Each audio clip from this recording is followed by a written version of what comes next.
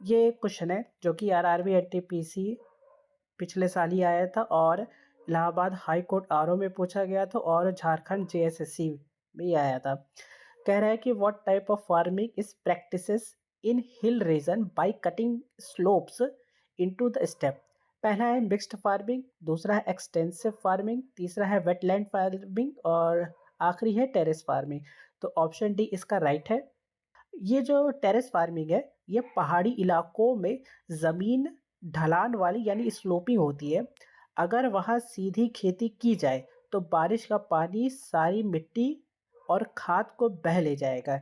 इसलिए पहाड़ी ढलानों को सीढ़ियों की तरह काट कर फ्लैट किया जाता है। इससे क्या होता है, पानी की रफ्तार कम हो जाती है और खेती करने में आसानी होती है।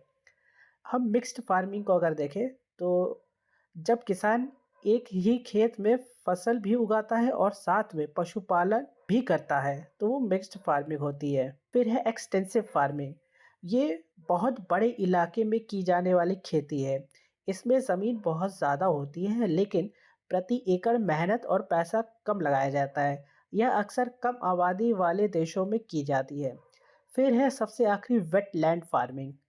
ये उन इलाकों में होती है जहाँ बहुत ज़्यादा बारिश होती है और ज़मीन पानी से भरा होता है, जैसे कि धान या चावल की खेती ऐसी जगह ज़्यादा की जाती है। नेक्स्ट क्वेश्चन है जो इसी टॉपिक से रिलेटेड है।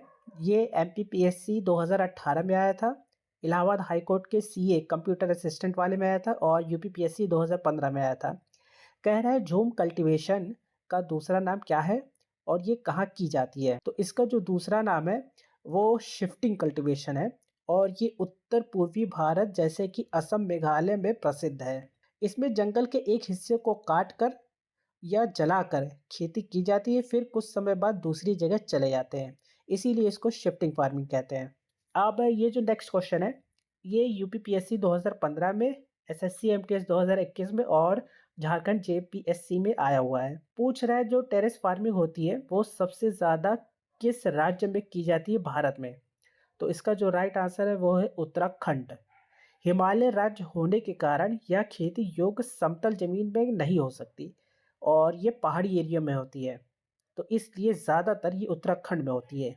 नेक्स्ट है बीपीएससी 2011 में आया था और ज्योग्राफी एनटीएसी में आया हुआ क्वेश्चन है। कह रहा है रोपण कृषि यानी प्लांटेशन एग्रीकल्चर के मुख्य उदाहरण कौन से हैं। तो इसका जो राइट आंसर है वो है चाय, कॉफ़ी और रबड़ की ये व्यावसायिक फसलें हैं जिन्हें बड़े पैमाने पर एक ही फसल के रूप में उगाया जाता है। नेक्स्ट है ये यूजीसी नेट 2014 में आया था और राजस्थान रीट में आया हुआ है। कह रहा है ट्रक फार्मिंग का संबंध किससे है।